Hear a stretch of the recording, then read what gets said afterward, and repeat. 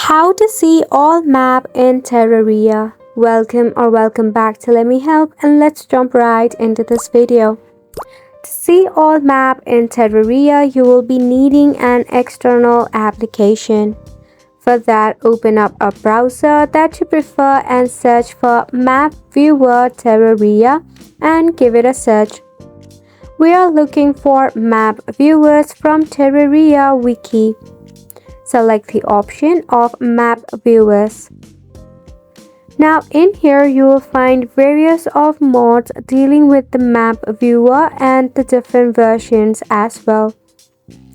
So to view all the maps in your Terraria, you have to actually download it. So if you scroll down, you will see various of sources and types according to your preference.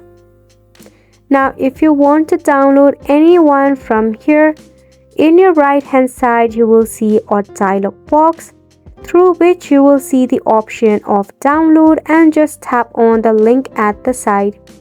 Make sure to check out for the type of your Terra map. Now once you have successfully downloaded, you'll be able to see all the maps in Terraria. Isn't it simple? And it's a wrap for the video as well. Thank you so much for tuning in.